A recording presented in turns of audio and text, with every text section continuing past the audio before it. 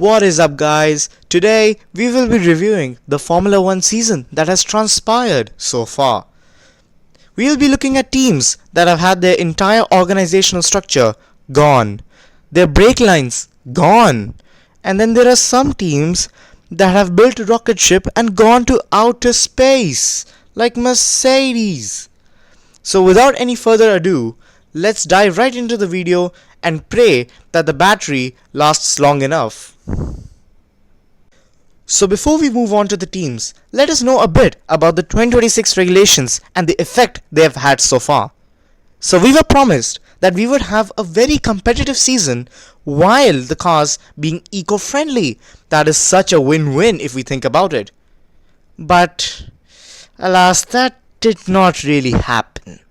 Instead, we got the slowest cars we could possibly get, and the result is that there is even more distinction between the top 4 teams, the midfielders, and now the back markers. These cars are 4 seconds off the pace of the previous regulation cycle, and now there's a new thing called super clipping. Nobody asked for this. At this point, just call it Formula E. And you know what? Formula E is also better than Formula 1 at this point. You know why? Because Formula E does not shy away from telling that it really just uses electric power unit. Now, let's talk about the teams themselves, shall we? First of all, we have Mercedes, the team that has dominated the entire season of 2026 so far, and they don't seem to relent anytime soon. Then we have Ferrari, and these guys look as if they're back into the game. Being the only other team other than Mercedes and McLaren to actually win Grand Prix, Ferrari actually looks to be back into the championship game. Then we have McLaren.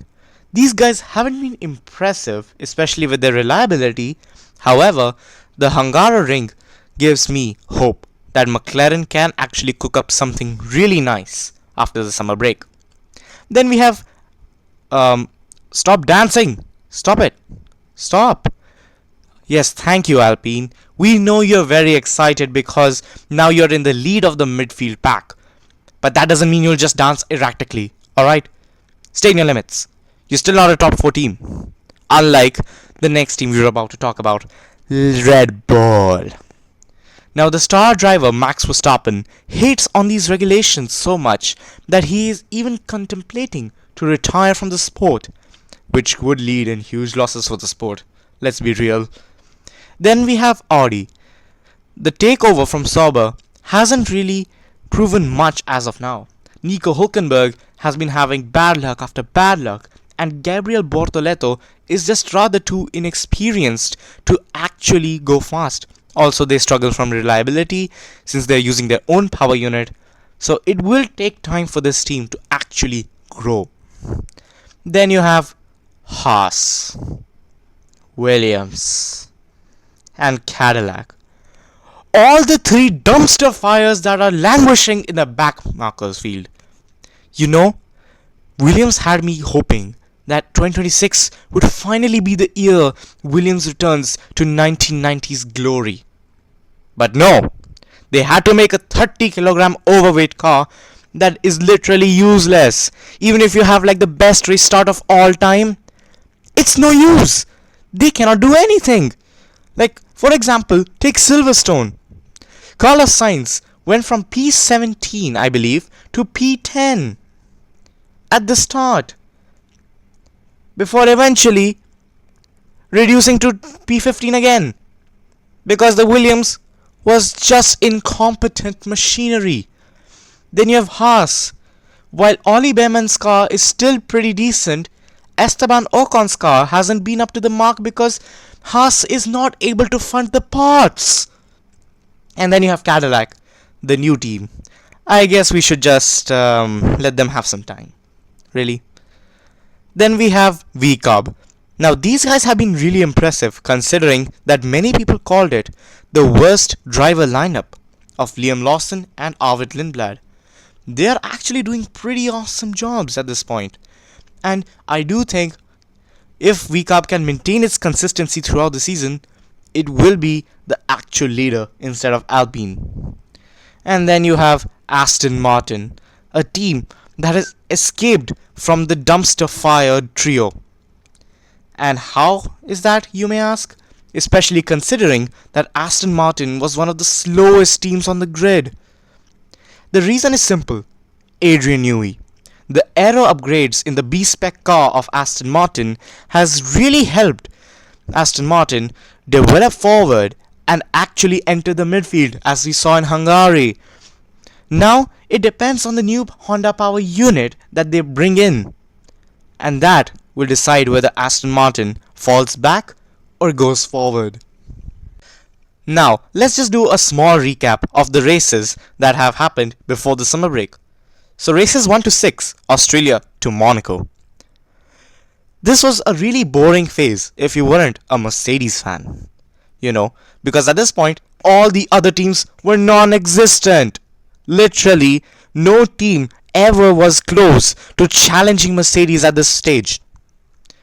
Or if you would say, an Antonelli fan. After Australia, George could never really find the form he wanted. And this was real depression for the Tifosi. Even though they were getting regular podiums, even though Hamilton was smashing it, they were so close, yet they were a bit too far. However, the red picture was painted in Barcelona and Britain. And in Austria and Belgium, you just had the same old Mercedes story. So let's talk about Barcelona, shall we?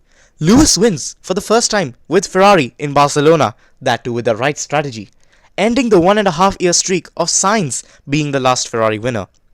Somehow, Sainz remained the last Ferrari winner for 1.5 years. That is not normal for a team like Ferrari. And then Charles won in Silverstone, ending his winless streak and bringing himself to the championship fight, though I do believe, in all honesty, it is a bit too late. However, we have to wait and see till the summer break ends and see how Charles Leclerc performs after the summer break.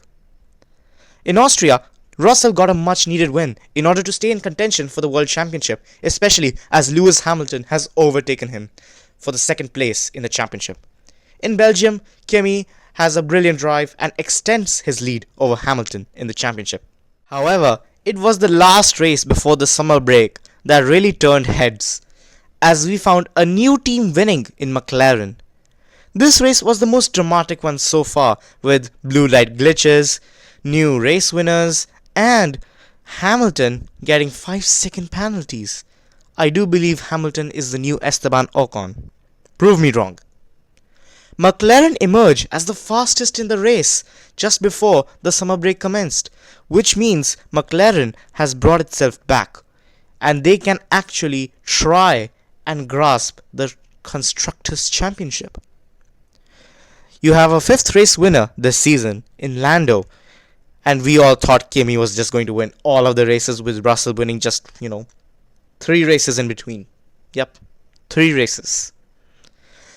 And then we had the Sainz versus Piastri controversy that I do not want to delve into that deep, because, let's be honest, nobody really knows which version is correct. If Oscar Piastri's version is correct or if Carlos Sainz's version was correct. So I leave it up to you guys. Comment down below on who do you think was actually at fault in this race. Was it Carlos Sainz? Was it Piastri? Or was it just, FIA being FIA? So now, let's move on to my predictions for the second half of the season. I do believe we will be seeing a McLaren resurgence to the top of the constructors' standings. The Mercedes power unit and the Macarena wing have been proven to be a deadly combo, as we saw in Hungary. Also, I do believe McLaren has the best driver lineup of all.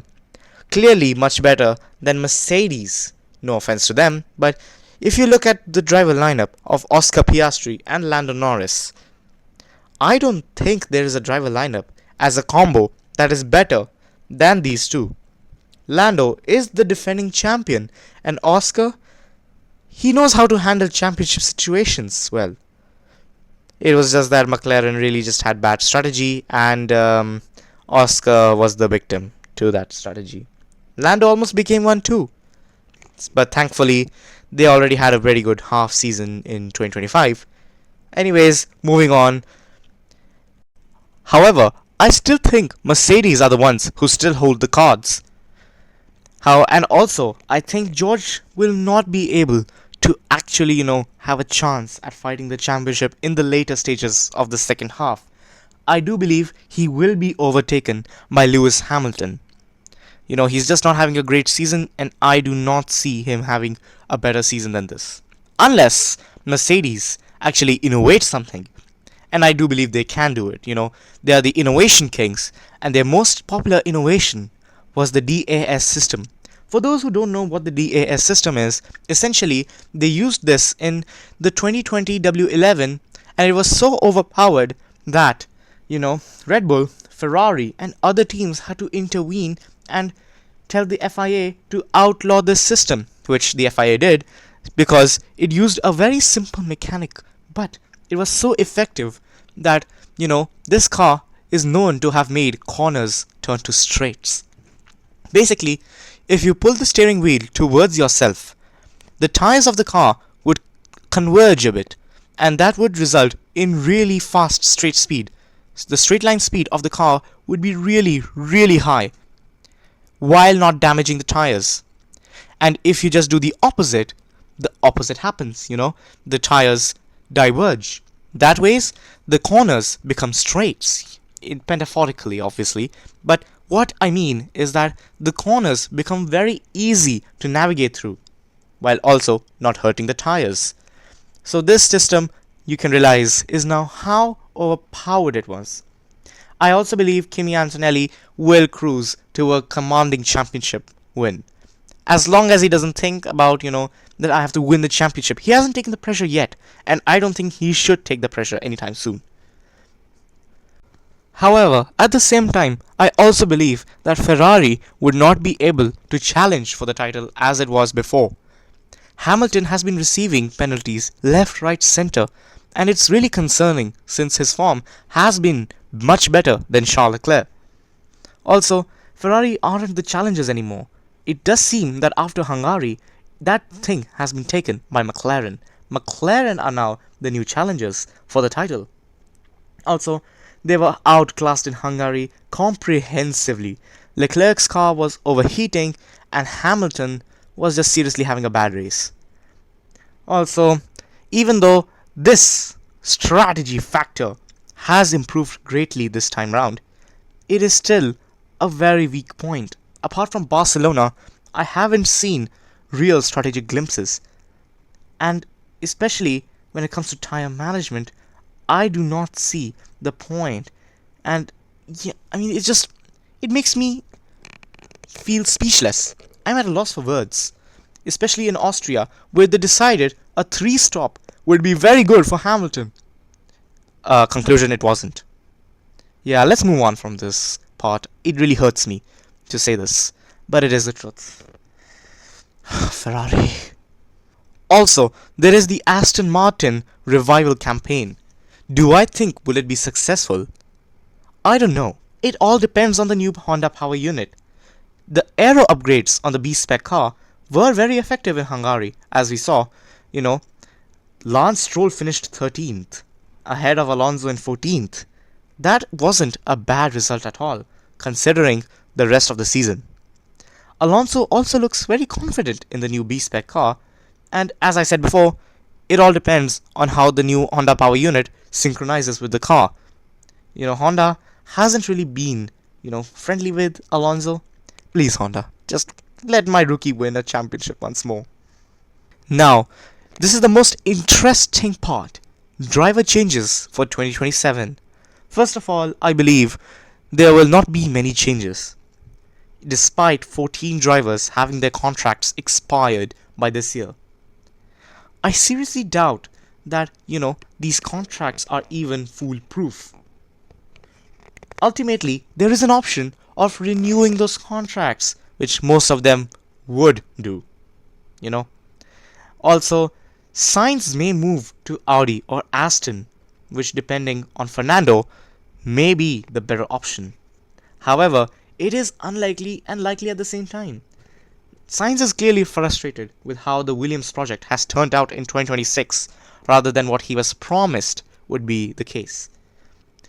Williams has been defeated by almost every team on the grid except for Cadillac at this point. And at this point, Williams is like, if we can beat the Haas's, we would be pretty good. That is not what you expect from a team that has such a good driver lineup. So Sainz may actually look forward to getting out of Williams because let's face it, right now is his prime. These are his prime years. 5-6 years down the line, I don't think he will be able to physically fight for the championship. And it's imperative for him to fight for one. And he wouldn't have been here in Williams in the first place had Hamilton not be gunning for his seat in 2025.